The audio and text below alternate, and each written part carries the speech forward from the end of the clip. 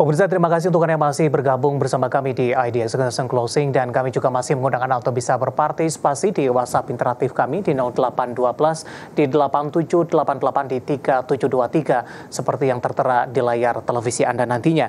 Dan untuk mereview bagaimana jalannya perdagangan di sepanjang hari ini, dan saat ini kami sudah terhubung melalui Zoom bersama dengan Bapak Octavianus Audi yang merupakan pengamat pasar modal. Kita akan langsung sapa saja. Pak Audi, selamat sore, apa kabar Pak?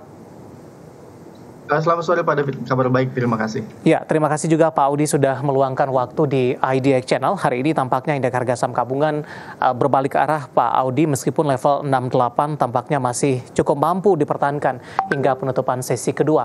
Profit taking sepertinya Pak, karena kemarin dari saham energi terutama batubara sudah mengalami penguatan signifikan. Hari ini beberapa sahamnya sudah kembali mengalami koreksi yang cukup dalam. Begitu juga dengan perbankan big cap, dan pemberat hari ini juga datang dari teknologi, ada Goto yang semakin jauh meninggalkan level 120-an ini.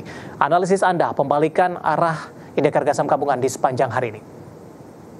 Ya, untuk pekan ini sebenarnya pasar atau ya secara overall ISG ataupun dari pasar Eropa, Amerika ini sebenarnya sentimennya cukup positif. Setelah kemarin sebenarnya kita kan terpa isu banking ini yang semakin meluas. Terakhir itu kan sampai dengan Deutsche Bank ini akhirnya mewaspadi dengan CDS yang naik, dan dikhawatirkan terjadi hal yang sama dengan seperti Credit Suisse. Tapi akhirnya isu-isu itu sudah mulai sedikit mereda.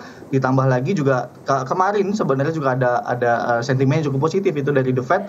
Governornya Michael Barr itu mengatakan bahwa meyakinkan investor sebenarnya kondisi perbankan di Amerika itu cukup solid untuk saat ini gitu. Jadi saya pikir sentimen cukup positif. Dan untuk dari ISG sendiri sebenarnya sentimen untuk pekan ini juga masih sangat dipengaruhi sekali dengan dividen, ditambah lagi juga big cap, khususnya big bank ya, beberapa bank besar ini yieldnya juga lumayan signifikan. Jadi saya pikir itu juga sentimen yang cukup positif dan cukup wajar sekali. Memang untuk hari ini akan terjadi koreksi, dan persis sebenarnya kemarin juga sudah sempat saya perkirakan bahwa ada level resisten yang sebenarnya menahan ISG ini cukup kuat, yaitu adalah di moving average 50 hari, yaitu adalah di 6820, dan ternyata hari ini closingnya di bawah itu. Jadi saya pikir mesti berhati-hati, tetap kita nanti coba perhatikan apakah sudah mulai break atau tidak. Kalau ternyata terus tertahan, ya saya pikir koreksi sehat masih sangat wajar gitu ya, dengan ya sentimen kemungkinan bisa sampai dengan di 6.745, sangat positif sekali, dan itu masih termasuk cukup sehat. Ya. Pak Audi, hari ini indeks harga saham gabungan sempat menyentuh ke level tertingginya di 6.868.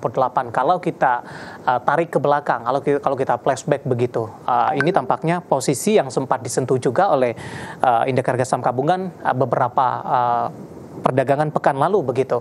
Anda melihat bagaimana pencapaian dari indeks harga saham gabungan sampai sejauh ini? Ya, saya pikir untuk trennya sendiri justru malah saya mewaspadai apakah ISG ini hanya membentuk higher low gitu ya, karena sudah beberapa kali kalau kita lihat trennya ini dari September tahun lalu itu dia membentuk high di level 7.000, sekitar 7.300, lalu dia koreksi, dia membentuk high lagi di 6.600, tetapi high-nya ini justru semakin rendah, dan dikhawatirkan jika memang ternyata hari ini adalah merupakan high-nya, yaitu adalah di level tertinggi tadi kita di 6868, justru saya mewaspadai tren kita ini memang masih sangat bearish sekali. Jadi memang mesti cukup berhati-hati sekali ya, walaupun pekan lalu sempat kita menyentuh level sekitar di 6.900-an ya. Saya pikir justru saat ini ketika jadi peak-nya 6868 ya semakin rendah, dan ini memang dikhawatirkan masih akan terus berlanjut. Memang sentimen negatif atau suasana negatif sebenarnya dari pasar modal, obligasi juga sama. Ini hawa-hawanya masih hawa negatif, jadi memang kekhawatiran itu masih ada. Tapi ya kembali lagi kita tetap harus disiplin, dan ya besar harapan ISG masih bisa stay di atas 6.800. Oke, besok arahnya kemana jangka pendek jelang libur akhir pekan? Pak Audi, hari ini ditutup cukup mepet di 6.808. Di sisi lain para investor juga masih menantikan ini rilis data PCE Amerika Serikat yang juga merupakan salah satu indikator The Fed untuk mengambil kebijakan ke depannya. Ya, saya pikir ini akan lebih hati-hati ya, kemungkinan besok ini kita juga masih kemungkinan penguatan pun masih akan lebih terbatas ya. Kita juga masih antisipasi ya, setidaknya kita masih bisa ditutup sampai dengan akhir pekan ini di atas 6.800. So far itu sudah cukup oke untuk saat ini. Tetapi jika memang besok ternyata kita bergerak terus ke bawahnya 6.800, ya saya pikir tadi koreksi sampai dengan di 6.745 itu masih cukup sehat dan masih cukup wajar untuk saat ini. Kita akan coba singgung dari sektor perbankan terlebih dahulu, di mana bobotnya memang paling besar kontribusinya terhadap indeks harga saham gabungan. Hari ini rata-rata mengalami pelemahan ini, kecuali untuk BBCA dan BBNI. Nah, kebetulan juga sudah ada penanya yang masuk ini, Pak Audi, di WhatsApp interaktif kami. Saya akan coba bacakan. Bapak Andrew di Tangerang Selatan, terima kasih sudah bergabung bersama dengan kami, menanyakan saham BMRI, tapi lebih ke arah untuk jangka pendek, Pak. Sudah ambil posisi di 10.325, penutupan hari ini di bawah level entry di 10.225. Apakah masih bisa akan turun dan berapa support yang bisa diperhatikan, terutama dalam menghadapi perdagangan jelang libur akhir pekan besok, Pak Audi? Ya, Mandiri sebenarnya sudah diantisipasi akan terjadinya koreksi karena memang yield dividennya cukup besar, sekitar di 4,6%, dan akhirnya pada saat market buka drop. Dan untuk saat ini memang tekanannya masih cukup kuat karena Mandiri ini harganya pun nggak kemana-mana, mungkin masih di rentang sekitar di 10.100 sampai dengan di 10.500. Jadi memang belum ada indikasi. Jadi kemungkinan akan lebih ke sideways. Konfirmasinya adalah ketika dia break 10.500, menurut saya akan kembali lagi menarik. Tetapi yang mesti hati-hati adalah ketika dia sudah mulai turun ke bawah 10.100, itu menjadi supportnya untuk saat ini. Ya. Mesti diperhatikan. Kalau dia ternyata breakdown, ya kemungkinan besar dia akan koreksi kembali lagi terbuka setidaknya sampai dengan di 9.600. Baik, next, dengan adanya rencana aksi korporasi akan melakukan stock split, seberapa besar pengaruhnya terhadap pergerakan saham BMRI ke depannya? Ya, sebenarnya kan stock split itu kan tujuannya adalah untuk lebih meningkatkan atau lebih menjangkau lah ya, untuk meningkatkan value transaksi. Jadi saya pikir sangat positif sebenarnya untuk stock split itu sendiri, di mana memang harga termasuk premium juga untuk saat ini ya dibandingkan dengan BRI, kita bisa lihat setelah stock split juga. Jadi menurut saya masih cukup positif, akan tetapi sekali lagi untuk banking sendiri ini memang lebih cyclical atau memang sentimennya korelasinya sangat positif sekali dengan kondisi ketidakpastian atau ke kondisi yang memang ketidakpastiannya itu meningkat, dan ketika ketidakpastian itu meningkat otomatis membuat saham-saham yang cyclical atau saham-saham yang sensitif ini lebih kecenderungan tertekan. Dan memang kita hawa-hawanya saat ini adalah kondisinya masih cukup tinggi ketidakpastiannya. Kita bisa lihat dari pasar modal atau kita bisa lihat juga dari pasar uang. Pasar uang di Amerika ini justru meningkatkan nilai value-nya. Jadi uang itu beralihnya ke pasar uang saat ini. Ya, investasinya. Jadi saya pikir untuk saat ini lebih memang akan ada kecenderungan positif dari Mandiri itu sendiri. Tetapi kita mesti cermati juga untuk hal-hal yang lebih besar seperti itu. Baik, review dari saham-saham perbankan big cap terutama BMRI, dan tadi sekaligus menjawab pertanyaan dari Bapak Andrew di Tangerang Selatan. Pak Audi, menarik, kita akan jeda terlebih dahulu. Selesai ini kita akan coba bahas dari teknologi, ada Goto, kemudian juga saham-saham pertambangan batubara yang hari ini rata-rata atau secara dominan lebih cenderung bergerak di zona merah pasca menguat signifikan di perdagangan hari sebelumnya. Dan pemirsa, kami akan segera kembali sesaat lagi.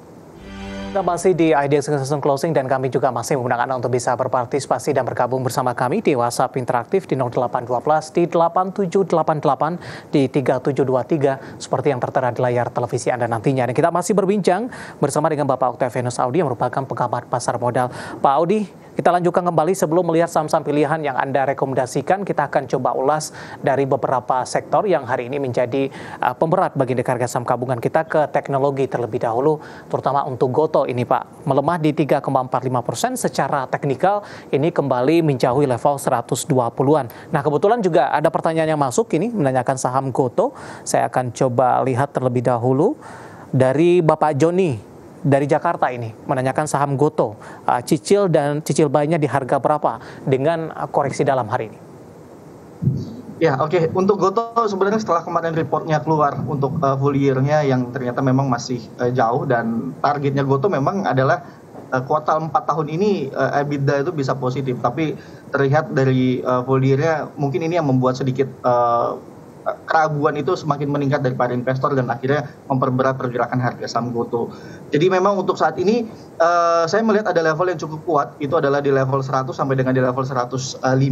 Ini merupakan tahanan terakhir untuk saat ini untuk Goto, apakah nanti dia bisa melanjutkan penguatan atau tidak. Jadi tahanan ini sudah terbentuk memang sudah cukup lama dari Desember tahun lalu. Jadi ini harus benar-benar terjaga 101 sampai dengan di 105.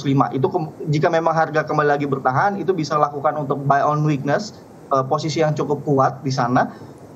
Ketika nanti harga bisa bertahan atau setidaknya bisa kembali lagi menguat, maka potensialnya bisa kembali lagi setidaknya sampai dengan di 120 sampai dengan di 122. Cicil beli di level berapa direkomendasikan, Pak Audi? Di 101 sampai dengan di 105 untuk level support yang bisa dicicil. Oke, dan di penutupan hari ini untuk GoTo ini ditutup di level, saya akan coba cek terlebih dahulu pemirsa, untuk GoTo di 112 dengan melemah cukup dalam di 3,45%. Nah, dari teknologi kita akan coba singgung dari energi yang kemarin juga sempat menjadi penopang penguatan indeks harga saham gabungan, hari ini berbalik arah. Terlihat juga Pak Audi, saham-saham dari pertambangan batubara hari ini mengalami koreksi. Terkait juga dengan dividen ini, kemudian juga hasil RUPST tampaknya juga masih membayangi saham-saham yang ada di sektor ini. Terutama untuk ITMG yang hari ini merupakan jadwal dari RUPST-nya, tapi sampai sejauh ini tampaknya belum rilis. Mungkin nanti waktu lebih sore lagi ITMG juga akan mengumumkan, tapi secara teknikal hari ini ITMG mengalami koreksi cukup dalam di 3,98% dan ditutup di 39 ribuan. Nah, kebetulan juga ada penanya, kita akan langsung jawab saja Pak Audi. Bapak Susilo yang ada di Blitar ini, ITMG dividen finalnya ada di 6 ribuan. Sell atau tunggu dividen ini untuk strategi trading untuk saham ITMG? Oke, ya biasanya memang sekarang RUPST itu hasilnya atau pengumumannya setelah market tutup untuk saat ini ya. Jadi untuk saat ini untuk ITMG sendiri koreksinya bisa dikatakan apakah ini trennya masih cukup menarik? Jawabannya ya, masih cukup menarik karena secara tren dia masih terus bergerak di atas moving average 20 hari. Jadi artinya trennya jangka pendeknya masih bullish. Jadi persis tadi level low-nya itu adalah di 38.400 dan itu adalah merupakan supportnya yang merupakan moving average 20 hari. Jadi setidaknya dia bertahan dan rebound, ada sedikit penguatan. Dan untuk strateginya menghadapi dividen, ya kemungkinan besar dengan yield yang kemungkinan besar ini bisa di atas 10% untuk ITMG atau untuk sektor pertambangan seperti yang sebelum-sebelumnya, saya pikir ini bisa dimanfaatkan dulu sampai dengan dividen atau setidaknya sampai dengan di cumulative debt. Dan hati-hati, ya sekali lagi nih hati-hati saya sampaikan bahwa ini saya lihat data yang sebelumnya bahwa ketika dividen ini dibagikan dengan yield yang cukup tinggi, ya ini kekhawatiran akan terjadi drop setelah cum debt ini kemungkinan kembali terjadi sangat besar. Jadi manfaatkan kenaikannya setidaknya sampai dengan cumulative debt itu selesai, itu bisa diantisipasi dengan sampai dengan di tanggal cumulative debt-nya. Baik, untuk besok proyeksinya seperti apa? Mengingat juga RUPST-nya ini diumumkan setelah perdagangan tutup ini. Apakah sesuai dengan skenario ITMG akan melanjutkan pelemahan untuk perdagangan esok hari atau justru akan berbalik kembali ke zona hijau, Pak Audi? Ya, kalau saya lihat di sini justru malah potensialnya masih sangat terbuka sekali untuk terjadinya penguatan. Karena beberapa kali dia bertahan atau tertahan di atas moving average 20 hari. Jadi bukan hanya kali ini aja ITMG ini di support cukup kuat di moving average 20 hari. Jadi masih sangat potensial sekali jika memang masih bertahan setidaknya di atas level 38.400, 38.200 ini masih cukup oke. Pak Audi, pergerakan saham ITMG di tengah pelemahan harga komoditas ini magnetnya adalah dari rencana pembagian dividen begitu untuk tahun buku 2022. Pertanyaannya adalah ketika pembagian dividen ini usai, kemudian harga komoditasnya masih bergerak di level bawah dari level tertinggi yang pernah dicapai sebelumnya. Bagaimana Anda melihat prospek dari saham-saham emiten pertambangan batubara di sisa waktu di tahun 2023 ini?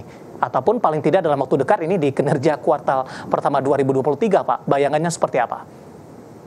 Ya, sebenarnya beberapa kali juga saya dengan IDX ini sudah menyampaikan bahwa komoditas ini memang sangat sensitif sekali terhadap pandangan atau pergerakan ekonomi untuk masa yang akan datang. Jadi ketika ekonomi itu kuat, strong seperti tahun 2022, mining, bank itu semua all good karena mereka korelasinya sangat positif sekali.